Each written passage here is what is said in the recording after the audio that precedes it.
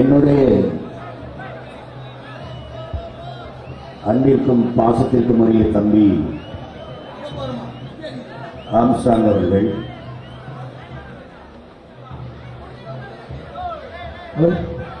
வெவ்வேறு தளத்தில் நிறைய பேர் மைக்காட்சி தகவல் வருது.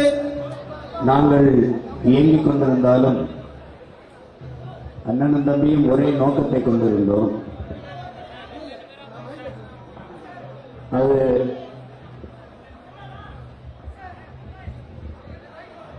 ஒடுக்கப்பட்ட தமிழ் சமூகத்தின் ஒற்றுமை,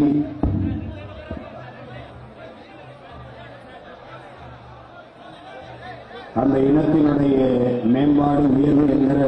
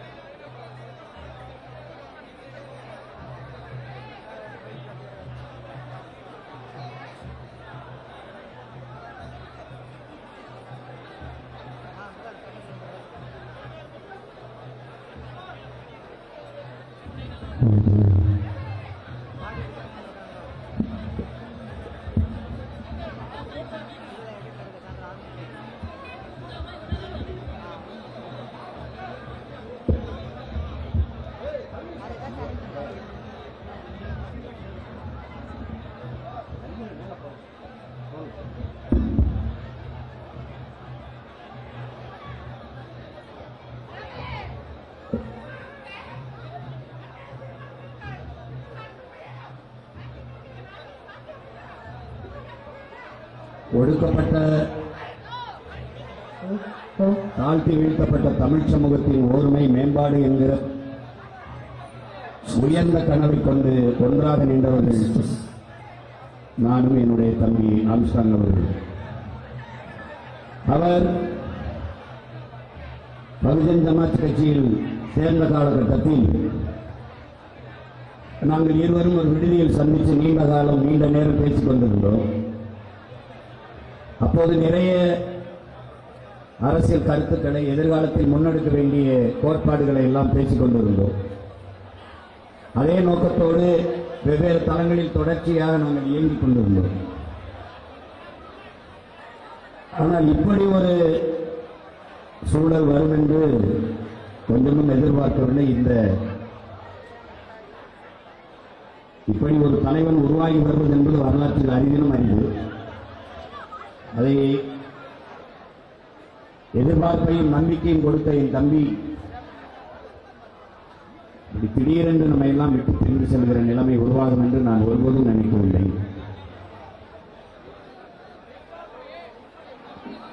கடந்த 31 நாட்களில் 133 படுகொலைகள் தமிழ்நாட்டில் நடந்திருக்கிறது. தம்மியை கொல்லப்பட்ட பிறகு அவன் ஒரு பெரிய தலைவராக இருந்ததால் படிச்சென்று வெளியில் தெரிந்துவிட்டதை ஒழிய மீறி 132 மரணங்கள் யாருக்கும் தெரியல. நான் சொல்றது கள்ளச்சாராய சாவை இல்லை, படுகொலைகளை மட்டும் சொல்றேன். இது எப்படிப்பட்ட சட்டம், ஒழுங்கு, பாதுகாப்பு?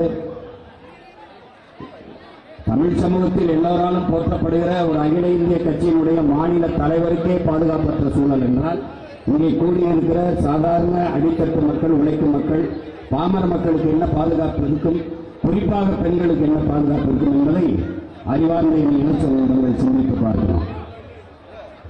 தம்பியை கொலை செய்தவர்கள் சரணடைந்து விட்டார்கள், கைது செய்யப்படலை, சரணடைந்திருக்கிறார்கள்.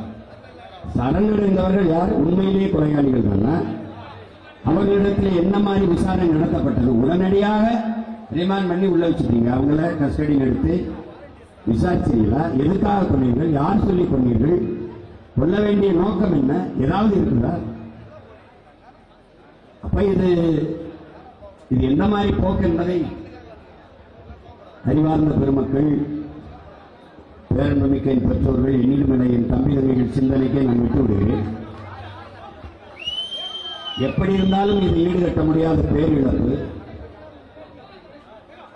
அரிதிலும் அரிதாகத்தான் பல நூறாண்டுகளுக்கு பிறகு அவ்வப்போது எங்கேயாவது ஒரு தலைவன் தோன்றுவான். அப்படிப்பட்ட தலைவர்கள் வருகிற போது அந்த தலைவர்களை இழப்பது என்பது மிகப்பெரிய சரிவை, இழப்பை, வீழ்ச்சியை நமக்கு தந்துவிடும். வரலாறு எப்போதும் எந்த ஒரு தலைவனின் வருகைக்காகவும் காத்திருந்ததில்லை, காத்திருப்பதும் இல்லை. இருப்பதில் ஒருவரை தேர்வு செய்து கொண்டு அவர் கையை பிடித்துக் கொண்டு நடந்துவிடும் என்கிறார்கள். அப்படித்தான் நான் வந்தேன், அப்படித்தான் என் தம்பி ஆம்ஸ்ட்ராங் வந்தார், அப்படித்தான் இந்த கூட்டத்தில் எத்தனை தலைவர்கள் இருக்கலாம். காலம் அவர்கள் கையை பிடித்துக் கொண்டு நாளைக்கு நடக்கலாம். அப்படி வந்த அறிவை தேடி ஓடுங்கள், நாளை வரலாறு உங்கள் நிழலை தேடி ஓடி வருகிறார் புரட்சியாளர் அம்பேத்கர். படுக்கிற இடம் கூட படிக்கிற இடத்திற்கு பக்கத்தில் இருக்க வேண்டும் என்று எங்கே நூலகம் இருக்கிறதோ அதற்கு அருகிலே அறை எடுத்து தங்கியவர் அண்ணல் அம்பேத்கர். தெற்காசிய கண்டத்திலே தனி ஒரு மனிதனின் நூலகம் பெரிதாக இருந்ததென்றால் அது அண்ணல் அம்பேத்கருடையதுதான். நீங்கள் அவர் ஜமீன் என்றோ திவான் என்றோ ஆட்சி அதிகாரத்தில் இருந்து ஊழல் லஞ்சம் பெற்று பெருத்து கொடுத்தவர் என்றோ செல்வந்தர் என்றோ இல்லை. அவர் வாழ்க்கையில் அதிகமாக செலவு செய்தார் என்றால் புத்தகம் வாங்குவதற்குத்தான். ஒரு மனிதன் தன் வாழ்நாளில் 10,000 புத்தகங்களை படித்திருக்க வேண்டும். ஆனால் 64,000 புத்தகங்களை படித்த ஒரு மனிதன் இருக்கிறார் என்றால் புரட்சியாளர் அம்பேத்கர் தான். ஆஸ்திரேலிய நாட்டிலே உலகின் ஆகச் சிறந்த கல்வியாளர் சிலையை திறக்கப் போகிறேன் என்று அந்த நாட்டின் பிரதமர் சிலையை திறக்கப் போனார். ஒரு அரங்கிலே ஒரு சிவப்பு வல்வெட்டு துணியை போர்த்தி ஒரு சிலை இருந்தது. எல்லோரும் உலகமே எதிர்பார்த்து காத்திருந்தது, நான் உட்பட, நீங்கள் உட்பட. அந்த வெல்வெட்டு துணியை நீக்கிய பிறகு அதில் ஒரு சிலை இருந்தது, மார்படைய சிலை. அது நம்முடைய புரட்சியாளர் அண்ணல் அம்பேத்கருடைய சிலை என்பதை அறிவார்ந்த தமிழ் சமூக மக்கள் மறக்க முடியும். அந்த வழியிலே அண்ணல் அம்பேத்கர் விதைத்திட்ட அந்த வித்திற்கேற்ப, அந்த விதைக்கேற்ப தமிழ் சமூகத்தில் கல்வி இருக்க முடியாத ஏழ்மை வறுமை நிலையிலே அழிந்து கிடக்கிற அன்பு தம்பிதங்களை அரவணைத்து எல்லோரையும் சட்டம் படிக்க வைத்த 1000-2000க்கு மேற்பட்ட சட்டம் படித்த சட்ட வல்லுநர்களை, இளைஞர்களை உருவாக்கியது என் தம்பியினுடைய சரித்திர சாதனை. இன்னைக்கு இத்தனாயிரக்கணக்கான மக்கள் என் தம்பி ஆம்ஸ்ட்ராங் சட்டமன்ற உறுப்பினரோ பாராளுமன்ற உறுப்பினரோ இப்படியெல்லாம் இருந்ததில்லை. எந்த பதவியும் இல்லாதவர்களுக்கு இவ்வளவு அன்பு கொண்டு மக்கள் நேசிக்கிறார் என்றால் அவன் தான் கற்ற கல்வியை மற்றவர்களுக்கு பற்ற வைத்ததான் கடைசியில் வந்தான். அவனுக்கு ஒரு கனவு இருந்தது, அறிவார்ந்த தமிழ் சமூகத்தை உருவாக்க வேண்டும், ஒழுக்கம் நிறைந்த தமிழ் சமூகத்தை உருவாக்க வேண்டும். இங்கே படையாட்சி பறையர் தேவர் தேவேந்திரர் என்ற சண்டை இல்லாது தமிழ் தாயின் பிள்ளைகளாக தமிழ் சமூக மக்கள் ஒன்றுபட்டு ஓர்மையடைய வேண்டும் என்கிற உயர்ந்த கனவு அவனுக்கு இருந்தது. அந்த கனவு நமக்கு கையளிக்கப்பட்டிருக்கிறது. என் முன்னே அமர்ந்திருக்கிற என் இனமான சொந்தங்களே, எண்ணிலுமில்லை என் தம்பி தங்கைகளே, தம்பி இல்லாதிருக்கலாம், அவன் விட்டுவிட்டு சென்ற கனவு, அவனுடைய உயர்ந்த நோக்கமும். புரட்சியாளர் செய்வார சொல்கிறார், ஒருவன் மரணித்து போவதாலேயே அவன் கொண்டிருந்த நோக்கம், அவன் முன்வைத்த முழக்கமும் இறந்து விடுவதில்லை. அதேதான் ஐயா பெரியார் அவர்களும் சொல்லுகிறார். அவன் செயல்பாடுகளும் அவன் முன்வைத்த நோக்கமும் மரணித்து போகாது. அப்படி தம்பியை முன்னெடுத்த செயல்பாடுகளும் அவன் நமக்கு முன்னே வைத்திருக்கிற லட்சியமும் அவன் சுமந்திருந்த கனவும் நமக்கு கையளிக்கப்பட்டிருக்கிறது. அவனுடைய இறுதி பயணத்தில் இருக்கிற நாம் இந்த நேரத்தில் உறுதியை ஏற்போம். அவனுடைய கனவை நாம் எல்லோரும் சேர்ந்து நிறைவேற்றுவோம் என்கிற உறுதியை ஏற்போம். என் ஆயுள் இளவல் என் அன்புக்கு ஆம்ஸ்ட்ராங்குக்கு என்னுடைய கண்ணீர் வணக்கத்தை செலுத்துகிறேன்.